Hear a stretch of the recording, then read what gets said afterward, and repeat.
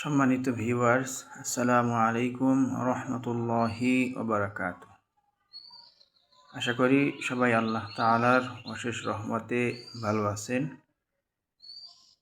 অনেক দিন পরে আপনাদের জন্য একটি ভিডিও নিয়ে এসেছি। আজকের এই ভিডিওটি অত্যন্ত গুরুত্বপূর্ণ একটি বিষয় নিয়ে হতে চলেছে।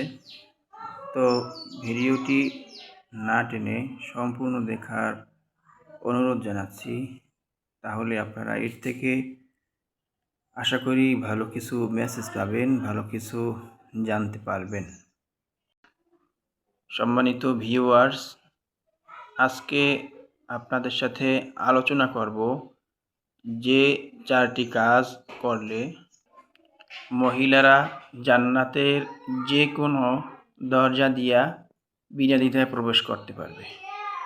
এ প্রসঙ্গে রাসূল সাল্লাল্লাহু আলাইহি ওয়াসাল্লাম ইরশাদ করেন, আল মারআতু ইযা সাল্লাত খামসাহা ওয়া সামাত শাহরাহা ওয়া আহসানাত ফারজাহা ওয়া আতাআত বা'লাহা ফালতাদখুল মিন আইয়ি আবওয়াবিল জান্নাতি শাআত।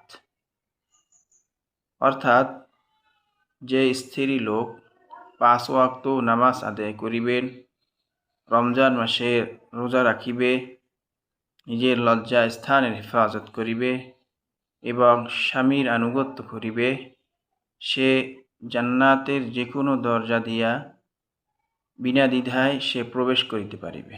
সুবহানাল্লাহ। উল্লেখিত হাদিসে 4টি কাজ আমরা দেখতে পাই। প্রথমটি হলো 5 ওয়াক্ত সালাত আদায় করা, দ্বিতীয়টি হলো রমজান মাসের রোজা রাখা, তৃতীয় নাম্বার হলো নিজের লজ্জা স্থানের হেফাজত রাখা, অর্থাৎ পর্দাপুশিতার সাথে চলা, এবং 4 নম্বরে হলো স্বামীর আনুগত্য করা, স্বামীর ইতাআত করা।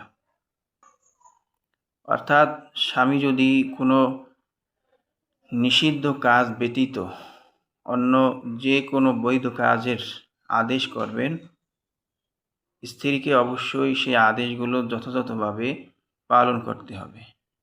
তাহলে কোনো স্ত্রী লোক যদি যথাযথভাবে 5 ওয়াক্ত নামাজ আদায় করে, রমজান মাসের রোজা রাখে, নিজের লজ্জা স্থানের হেফাজত করে, অন্যের সাথে পরকীয়ায় লিপ্ত না হয়, খোলামেলা পোশাক পরে বাহিরে বের না হয়, পরপুরুষের সাথে অবাধ মেলামেশা না করে এবং স্বামীর আনুগত্য করে, স্বামীর অবাধ্য না হয়, সেই রকম স্ত্রী লোক জান্নাত